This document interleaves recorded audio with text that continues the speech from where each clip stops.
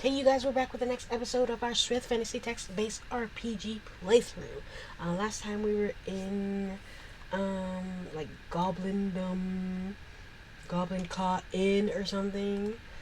Um, and we were in the cellar. There was a brass knob. We were gonna go down there, but it had like some magical repelling thing against me going down there, and it really pissed me off because I want to see what's down there. But it doesn't look like we're gonna figure out how to get down there just yet. So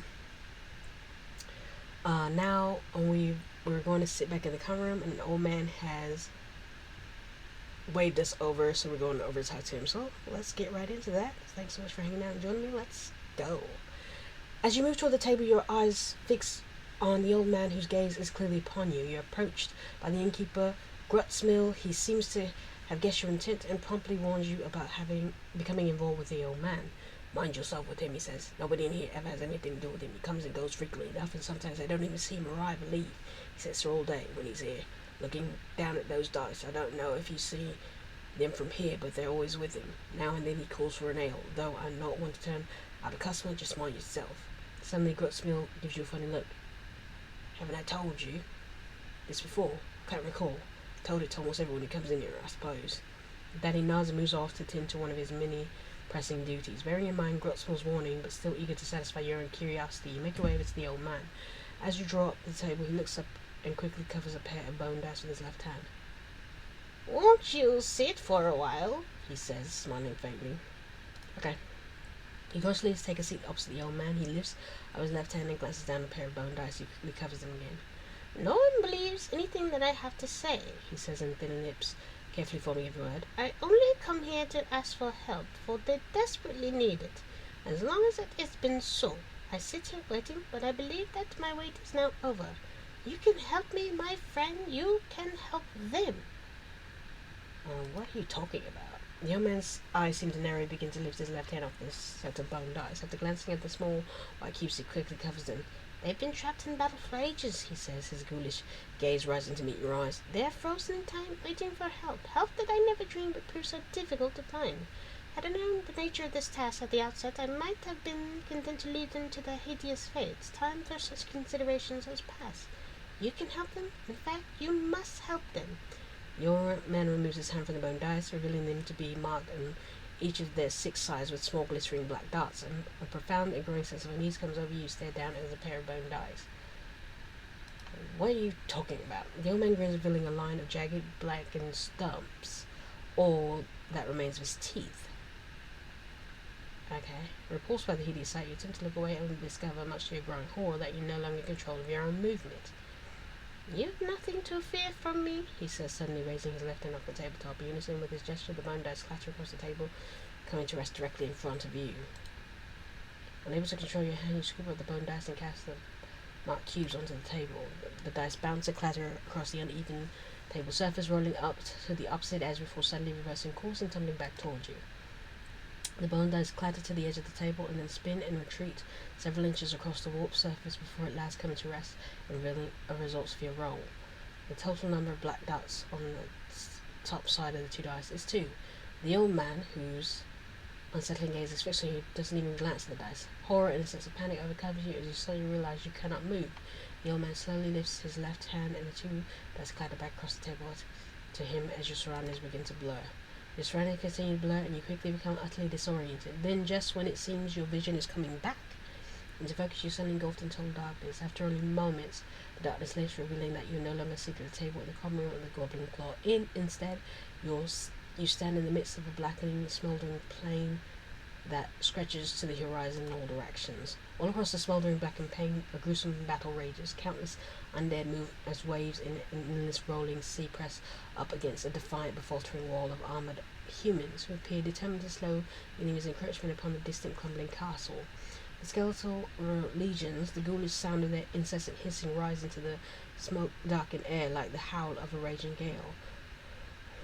Wind their way around the mounds of carnage as they fearlessly engage the vastly outnumbered and beleaguered humans. A sudden, sharp hiss serves To remind you that you're standing in the thick of a battle. Instinctively, you turn in the direction of the sound, where your eyes fall upon a grim scene. Less than 24 yards from your towering skeletal figure is an imposing bone form draped with the tattering remains of a blue cape, swiftly advancing upon a fallen enemy. A large yellow gem, glowing faintly, is fitted into the iron clasp at the front of the skeleton's ragged cape. The fallen human, a young woman whose bloody face betrays the horrific brutality of the battle that consumes the plain, cries out in agony. She struggles to reach the sword several feet to her right. The cape skeleton, its long, fleshless fingers wrapped tightly around the haft of a massive double-bladed axe, raises the fearsome weapon in anticipation of dealing its helpless victim a death blow. Without a second thought, compelled as much by an inexplicable sense of duty as by your own natural instinct to protect, you rush forward and boldly place yourself between the advancing skeleton and its intended victim. Standing defiantly in the path of the stalking skeleton, you draw yourself into combat-ready stance as you prepare to gaze a towering, axe-wielding undead menace. As you can see, this is not all green as it usually is. That means this is a staggered or I forget what the word's called when things are at your same level. But that's what it means. Let's fight. I do have a weapon that's good against the undead, so that lowers the difficulty of this battle for me, which I appreciate. Always have a weapon against the undead. The cape skeleton, hissing wildly, staggers backwards and collapses in a heap of shattered bone on the charred ground. The amber-hued gem, fitted into the iron clasp on his cape, flares brilliantly for a moment and suddenly goes dark. You turn away from your fallen hood, look at the human warrior whose life you termed into vicious and undoubtedly save. Even as you start to pivot, however, your vision rapidly grows dim. A rallying battle cry rises from the fading dim of the savage conflict that surrounds you. Is the last thing you hear before everything goes black. Black, you say, black. The darkness lifts as you once again find yourself seated across the table from the labouring old man. Those thronging with goblin claws bustling the common room appear to have taken no notice of either your sudden disappearance or reappearance, and for a moment you wonder if indeed you ever left the inn. Well done, my brave friend, said the old man, once again exposing the gruesome interior of his rot-filled mouth. You'll again have a chance tomorrow. For much for me to be done, I'll be here waiting for you. You're about to ask the man something, but is shocked to find that he's no longer seated at the table. The pulse racing, you turn and scour the mob that fills the inn's common room, but there's no sign of him to be had. Resting on the edge of the table, in place the occupied element goes a single gold token. Grootsmill, having just finished arguing about the spate of inclement weather, the way of travellers strolls past your table and promptly scoops up the coin. At least he always pays, said the innkeeper. There's a fair bit more than can be said for some who's seen bent on frequenting us with empty purses. I can't say that I know what your game is with him, but if I were you, your spot, I'd be sure to mind myself with special care around the strange old bird. On that, he quickly moves off in the direction of Galorna, who suddenly appeared with a withering stare, focused on her husband as opposite servant to hasten his step. Okay. So, I just gotta come back every day and fight what he gives me to fight. Pretty much what it seems like.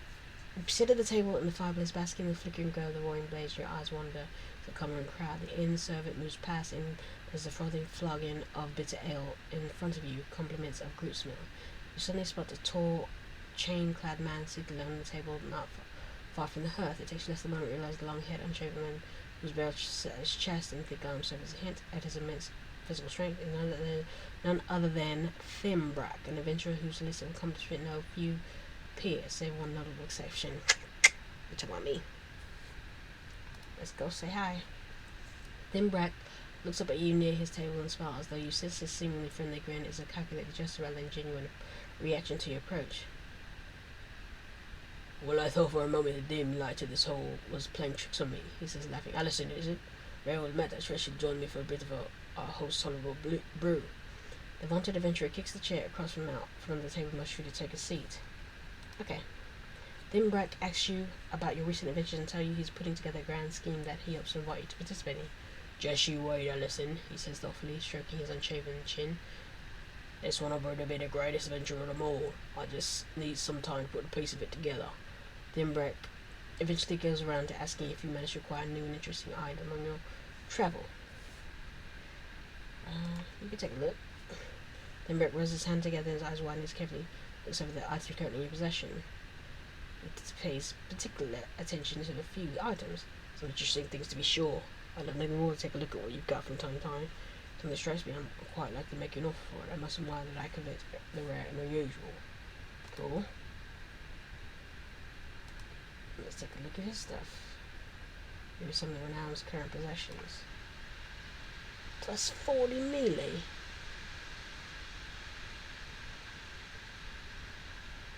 Nice. Thrice enchanted. Nice. Bone braces. I'm afraid that's all I should. The rest is all in the safe. Well, it's safe. Let's have one more conversation. Then Brett goes on a lengthy account of one of his most recent adventures, and while you're certain he's embellished 1 or 2 points, you have no reason to doubt that his rather fantastic tale of heroism is true. Alright, it's all. And fare thee well, Ellison, he says, standing to meet you in shoulder across. Mine, steady your favourite stomach grounds, of course, suggests, Ellison suggests that you take your leave of Thimbrack. Interesting. Oh, there's adventures now. Oh, wow. Okay. Well, we're at the start of this episode, pretty much, so let's do one. The Blood Code. The warm, flickering glow of the blaze that rages in the fireplace of the fire in the common room has at last chased away the remaining chills that dogged you into the Goblin Claw with blustering, drizzling early autumn afternoon. Having dried your attire and had your fill of the bitter house brew, you got to rise and set off to strike up a conversation with Groot's Mill when your eyes suddenly lock onto a lone man sitting in the table set against the opposite wall. A cloth hood dampened by the foul weather covers his head, but does little to conceal his face, a face you instantly recognize. It's the face of Brother Cole, a master warrior monk of the Order of Hammersign you befriended while helping him to rid Learlock Monastery of an unnatural pestilence that plagued its low levels. You're about to stride up and greet your old friend. You note his continuing glancing in the direction of the door, though you're not yet certain. You sense that he's agitated, perhaps even nervous. Usually, his current demeanour seems far removed from the bold warrior you've come to know him to be. Divination! He says that the call is fearful, but danger proceeds to be imminent. Let's go say hi. You rise from your seat and stride over the common room to Brother Cole. As you near his table, he looks up and makes a surprise and relief is drawn on his weathered face. He opens his mouth to speak, but at the exact moment the Goblin Club doors are thrust open and 2 tall men in dark grey tunics stride into the inn. Your eyes dart back to Brother Cole, and you note the great interest that he's turned his back to them and lowered his head slightly as if hoping not to be noticed. Glance past the 2 men who entered and find they engaged Gritzmill in conversation, and to the question the lanky innkeeper about something. Gritzmill turns and begins looking around the common as if searching for some of you, all but certain he's seeking out a patron to match the description the 2 men have just given him. You're all but certain the patron are the very men seated directly before you. Ellison, hand it in for me, he says. Your mind races as you attempt to quickly come up with a ploy that would divert attention to 2 men who are apparently searching for Brother Cole. I say elementalism. Illusion, I meant. You summon your power of illusion, and within a second the masterful phantasmal lightness of a spreading fire appears on the edge of the hearth. As the common room patrons cry out for an alarm, move away from the illusion. They blaze the 2 men in grey tunics are swept off in the surging crowd. Before dispelling your illusion, quickly sit by the back door of the inn. Behind the inn, in the back of the ramshackle stables, you find Brother Cole hidden behind a broad grouping of ancient elms. I was perhaps as surprised to see you in that place as you were me, he says, stepping forward to meet you in a shoulder cross. I can't thank you enough for your help in there. I'm afraid, however, that you found me in the midst of some curious circumstances. What's that, brother? Immediately asked Brother Cole who the 2 grey-clad men were who seemed bent on finding him and from whom he only narrowly escaped. 2 of my former brothers, he says, his words hitting you like a dead weight. Yes, Ellison, much has changed since we last met at Learlock. I've been cast from the order. I'm no longer a brother of Hammerson. In fact, I'm now a renegade, you might say, and have been hunted by my former order since the day I fled the monastery some 6 months back. You ask your friend what has brought him about the Starlington events, and at first he only sighs in response after he's contemplating just where to begin what appears to be a lengthy and twisting tale. The monastery is not the place I've known these many years, he says only. It's no longer a place of enlightenment and a sanctuary for the downtrodden. It's become a den of deceit, my friend, and a place wicked in both thought and deed. But the Cole casts a glance back in the direction of the inn, and then looks over his right shoulder at the backs of the wooded hills that stretch off in all directions for as far as you can see. Let us move away from here. We may speak more freely elsewhere. On a wooded slope out of the sight from out of sight from the inn, but with a good view of the main road that passes out of South Trotton Glen, Brother Cole begins his tale. You learn that several months ago he begins to sense that something was amiss with Brother Adra, the Master of Lilac and the leader of the Order of Hammerstein, the monk who had long maintained the monastery. I would deem it possession if I believed in such things, he said, though I can first blame the weakness of the spirit and the guile of temptation over such readily available scapegoats. I learned over 6 months ago that Brother Adra was not the man I'd come to know and trust. As you listen, Brother Cole relates to you the sordid series of tales involving late-night visits to the monastery by strangers that are seeking private audiences with Brother Adric. As the weeks wore on, those mysterious meetings became more frequent, he says, and our master, our beloved Brother Adric, became more withdrawn and less attentive to his duties as the head of our order. I was not alone in my observations, mind you. The halls of Lilac were soon alive with whispers and rumours. Brother Cole tells you that he was unwilling to let his suspicions stand, but owing to the strange nature of the business in which his master was obviously involved, he felt it unwise to confront him directly. I entered Brother Adric's chamber one night when he was away from the monastery. He says his door had never before been locked, but it was this night. When I got in, I made a thorough search of the room despite my misgivings about it. My suspicions were soon confirmed, for hidden in a box beneath the bed I discovered a book that had no place in the hands of the servant of the All-Father. But the cold touch of the book he discovered was a tome about magic and evil ritual, a skin-bound volume obviously of Quran origin. My blood ran cold as it turned pages. He says, grimacing as if the memory is still fresh in his mind. My dreams were still plagued by what I glanced over with that tome. Though I'd done my best to forget it, I could only examine it quickly, but I didn't manage to find pages that obviously drawn the most recent attention. Don't give it to me. Brother Cole tells you that he is located in a section of the weighted books that bore evidence of having been recently and heavily perused. I tore the very page from the book, he says, reaching into small packs and producing a folded scrap of scratched parchment. This page not only identifies the tome as the Book of Blood, a legendary Quran text, but it also bears what appears to be a code that seems to have recently been copied. Brother Cole hands you the folded page, you unfold the parchment and gaze upon the ancient script still dark against its time-worn surface. Near the bottom of the page is a long line of strange symbols, each in the form of a grotesque animal shape. It is a code, that much is plain, and the pages that preceded this one seem to cast at least some small bit of light on it. I believe I know where it is this code may be put to use. Brother Cole tells you that the pages in the the one he tore out, the one you now hold, spoke of a 7-armed statue hidden in the midst of a tangled mire. I have no doubt that this code is directly linked to that statue, and I have every reason to believe that the mire in question is none other than the Murk, the place I believe you are no stranger to, as I misheard the tale of your victory over the Quran in that fetid swamp. You learned that shortly after you procured the page, you came upon the suspicions of Brother Adric and was somewhat summarily cast from the order. I do not contend with my actions, those of a common thief, are defensible even with what I have discovered, he says, his kind of revelation surprising you. I will, however, not relent until this matter is put to rest. I care nothing of my own status. I am saddened to be parted apart from my brothers in the order, and to have them turn against me and would seem be the end I serve only the All-Father. When he asks Brother Cole if he might be of service by attempting to find the statue in Murk and put the strange code to use, he smiles. A sudden fire springs into the eyes of the renegade monk, and for the first time you see hints of his bold, undaunted demeanour from behind the haggard, wary expression worn in his face. And to think there are those who would say that the All-Father's hand does not gently guide our paths. You could hardly know the relief you offer of help brings me, Allison. You tell Brother Cole that you are happy to help, and that, taking possession of the page and the code it bears, and undertaking a mission to the Murk, you might say, so to throw his pursuers off his trail. I'll have you do nothing for my own sake, he says, but I am confident you will find success in this task, and help us take a large step towards shedding some light on all this. There's much more at stake here than my place in the Order of Hammerstein. Of that which we can at least be certain. I cannot thank you enough, Allison. Brother Cole tells you that you turn over the page he has given you. When you do, you discover a crudely sketched map that seems to indicate the general location of the statue in the Murk. I piece together that much from what is written in the tome, he says, once again grimacing as he mentions that evil book. Using that as your guide, you should be able to find the statue with relative ease, though I shall not be bold enough to use the word ease when speaking of that horrid mire. You know, as you look over the map, it should prove to be a great help in navigating the twisting swamp paths. Brother Cole agrees that with the page safely in your hands and with you embarking on the mission into the Murk, those who have pursued him might be confused, at least for a small while. The brothers will be relentlessly under Adri's command, he says solemnly. Of course, I'm not even certain it is Brother Adri who is in control of the orders these days. At the moment, we can be certain of nothing as far as the order of Hammerstein is concerned. He tells you that he will pay a visit to an old friend in the area who may or may not be able to help, then he will go to dancing and wait for you in the village. I have a dwelling there you can stay at.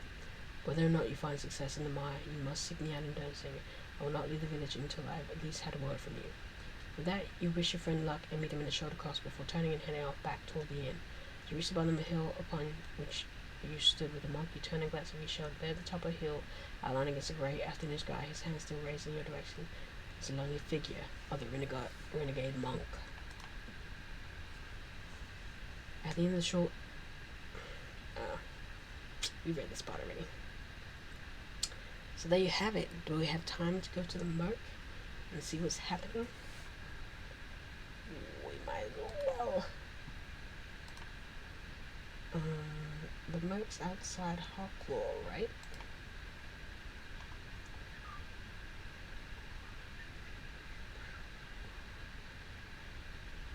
Oh, it's outside dancing. That one's a renegade.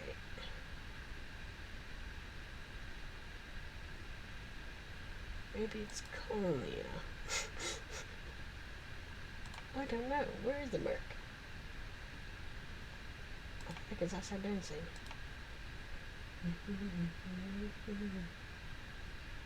No, it has to be Hawklaw. Just going on the hard hills. Dude, you know I don't remember where the Murk is. It for sure has to be dancing. I forget about I have ice cream. Guess I'm getting distracted.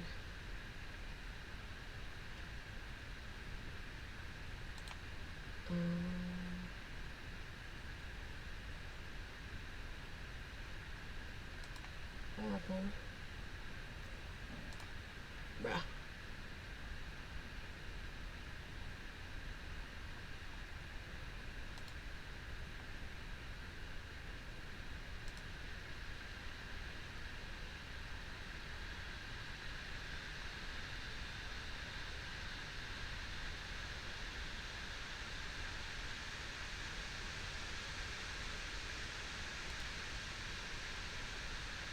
Stormfield. I'm like, where is it? I just want to get to Stormfield.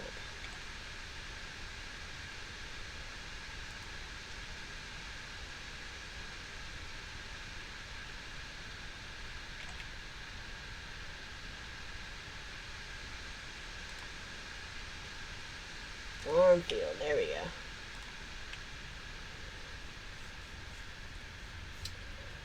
I mean, we might as well say hi.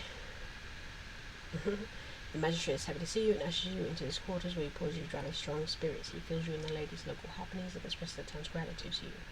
You'll never be welcome in Stormfield, he says with a smile. You bid the magistrate farewell and continue about your business. Alright, let's do a save. Save, I say. And let's go to the Murk. We're in. Oh my gosh. I don't remember this place whatsoever.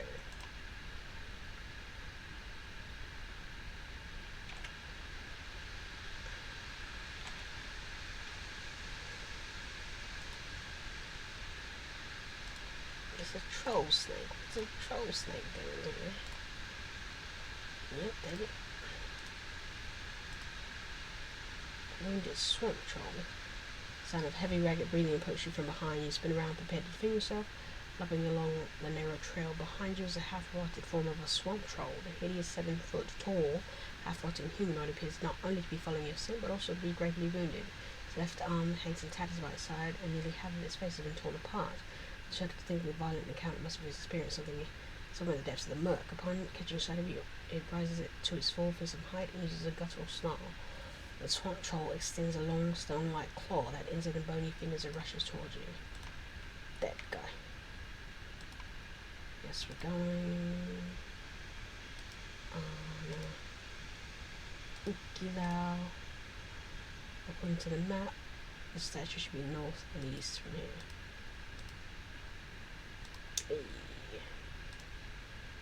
nothing here. On patch of the firm raised ground in the midst of the pool of oozing muck stands a towering stone statue of an unknown seven-armed demonic figure. And I should keep seeing this. It's not me. Okay. Oh, so I've got a thing flying around in here. How rude. An intricate engraving in the form of a dozen of grotesque animal shapes adorns the midsection of the ancient hideous idol. Though you cannot be certain, the statue seems to display some evidence that will suggest it has recently been reclaimed from the swamp and set upon this relatively dry stretch of land. It's recently set here. I examine the engraving. The close examination of the engraved symbols that cover the midsection of the hideous statue reveal that they're actually a collection of dozen grotesque animal shapes. You immediately realize that the nightmarish and exaggerated carved animal shapes are the same form as the symbols on the page torn from the Book of Blood. Glance at the symbols on the torn page and then return your gaze to the engraving on the statue. Some of it's a dizzying myriad of strange symbols as a code that you believe will allow you to reveal whatever secret this ancient seven-armed idol may be keeping. You note that below each of the engraved symbols on the statue is a raised stone button. Decipher the code. Success! A satisfied smile spreads across your face as your finger depresses the last in a sequence of 12 buttons that you've determined is correct code.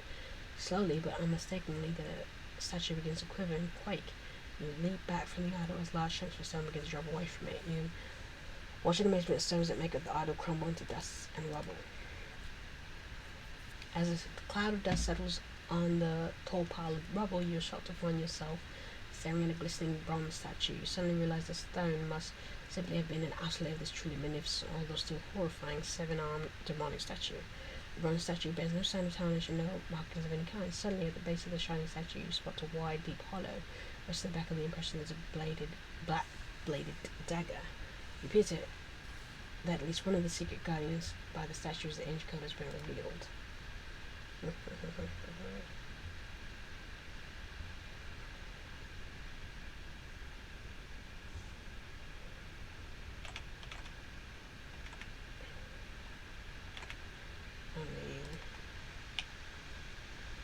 We're gonna get it. You decide to attempt to retrieve the black-bladed dagger from its resting place deep hollow at the base of the statue. Shadow magic.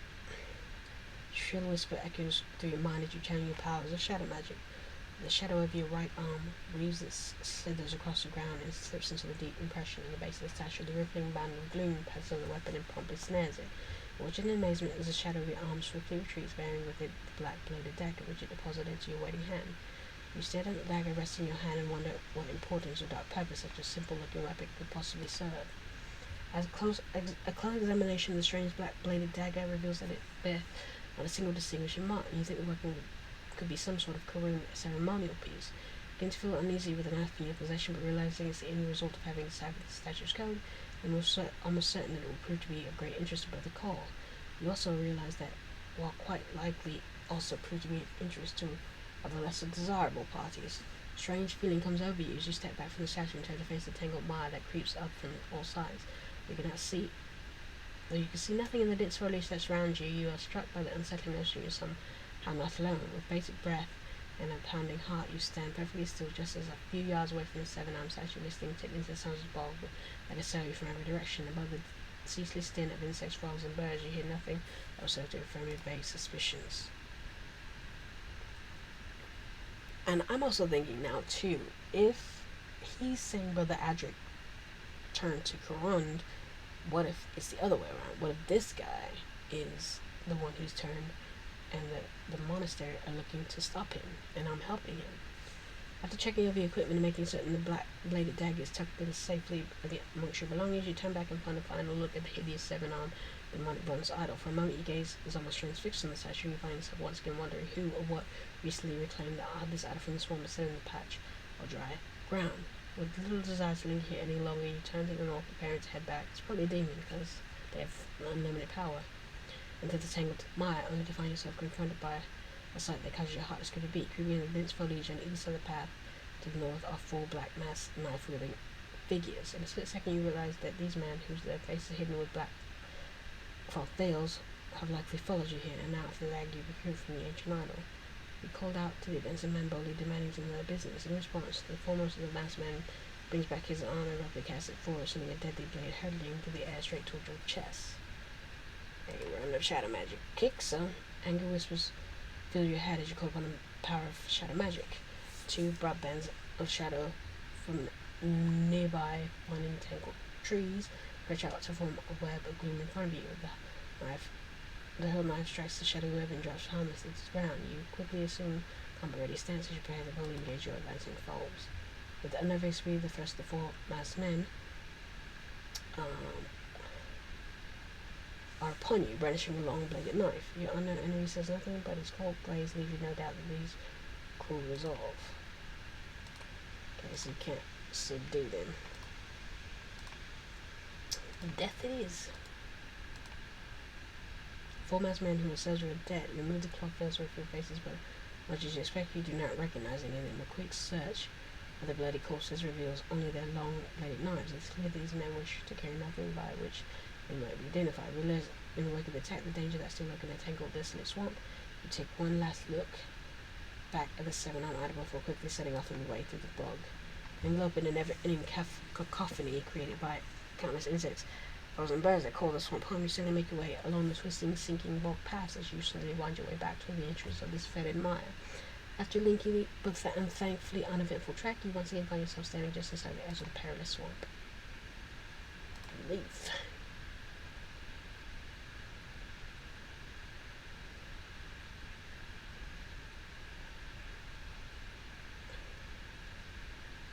Go back to Stormfield, travel we're going back to dancing. We're gonna look. Is he my dwelling? Is he? No, I told you to stay at my dwelling. You at the church? Past the church, a long-bearded man named Herbram follows you warmly and tells you that you may rest here for as long as you require. May a little sanctuary provide refuge from the road, as your old father would have it. He says, slipping you back from moving off to tender duties. A wooden pedestal atop the rest of a large book standing in the back of a small. Okay, prayers honoring Sryth. Alright, leave, he's not in here. How about in the woodlands? The fortress of dancing is initially spot, but becomes progressively more dense. Further westward you go. You travel less than a mile through the wood, you can find a narrow path that leads north through some tangled undergrowth. You move along the tangled path, taking great care not to lose your footing in the thick undergrowth splitting across. After several hundred yards, the path abruptly turns west and climbs a gradual slope until it reaches the edge of the small clearing. You cautiously move up the path and step into the clearing. At first you believe the clearing to be empty, but as you walk through the tall grass, you happen upon a curious find. Lying in the center of the is a well-concealed flat slab of stone. Strange markings adorn the surface of the stone, and you lean down for close inspection. Although you cannot really decipher any of the strange markings, you note that the left side of the stone serves this distinct expression of the shape of a human hand. It almost looks as if your hand would fit perfectly. Yep, man.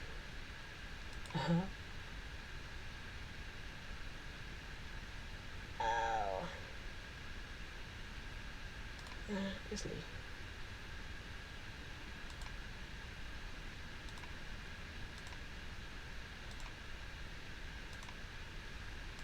Yeah, we're not doing that right now.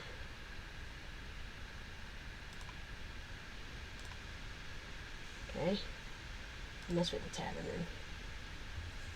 Dancing's only tavern, the singing fool is unremarkable in almost every way. Aside from the group of three old men huddled in the corner playing cards, the place is all but deserted. The tavern keep toothless white-haired man looks up from the ground-covered table. He's dutifully wiping down and beckons for you to approach. You step up to the young man and he speaks in a low tone. Friends out in the back, just over there, says, pointing at the door on the far end of the room. He told me I should be expecting you. Thank him, and you proceed at once to the other side of the common room. While taking a quick glance around to make certain that no one else take interest in your movements, you gently open the door and slip into a small lamp-lit room. Seated at a leaning table in the middle of the dingy room, his brother Cole. A cloth hood is drawn over his head, and his unshaven face appears bears a haggard, weary expression. He smiles and rises to meet you in the shoulder cross. News of the success of your mission in the Murk seems to revive his spirits, so it is plain to you that he's not surprised by your adventurous feat.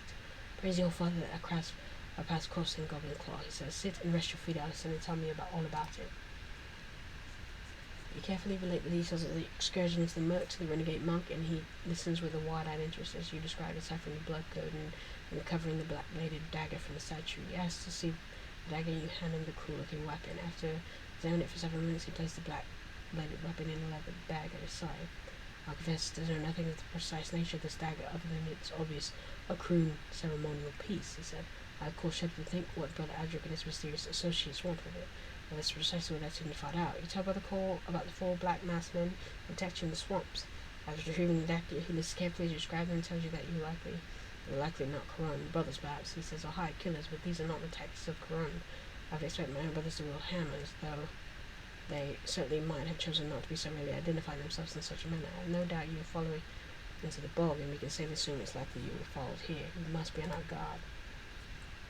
But the call tells you that he's no desire for you to become drawn any further in this matter. You immediately respond by telling him that you will do whatever you can to help him as he attempts to get to the bottom of the dark events that just now seem to be unfolding. You're a true friend, Allison, he says the master warrior, smiling. I may then once again have need to ask you for help, through which will depend on what in the discovery of this dagger leads me. But the call tells you that he will take the weapon to his friend, who he may be able to help further identify it, though he's never mentioned this person's name. And Brother Cole the page of the torn from the Black Book of Blood and tell him that the map he scrawled upon the back is a great help to find the statue. I should like to hear more about all of it someday. Perhaps you and I will share at least one adventure before this business is sorted out, Allison. At last, Brother Cole raises and tells you that he must set off on his way until you decide that it would be best if you leave the tavern separately, and once again the monk reminds you to gain your path from here on out. You meet the master warrior in a shoulder cross and wish him luck on the road ahead. He returns to Sedgwick and once again thanks you for your help. I'll seek in the Goblin Court if I need to find you, he says. But really, Allison, such a place is quite unbecoming for someone like you. When Brother Cole has been gone for nearly 10 minutes, you two make your way out of the tavern and into Durnsing's main thoroughfare. A light rain has begun to fall out of the dense ceiling of grey far overhead, serving only to add to the sombre mood that the strange business and departure of your friend have had a hand in creating. And as you gaze along the thoroughfare to the north, you hope that you will again have the chance to help Brother Cole in the unsettling business that seems to have landed directly at his feet. Until such time, you must remain on your guard, and you pray that your friend will do the same. Oh, he's my friend. Oh, sweet. Well, that's the end. We went a little long on this one, but it was fun to revisit Brother Cole and the Murk. So that's fun. Until next time, you know what I'm going to say. Peace.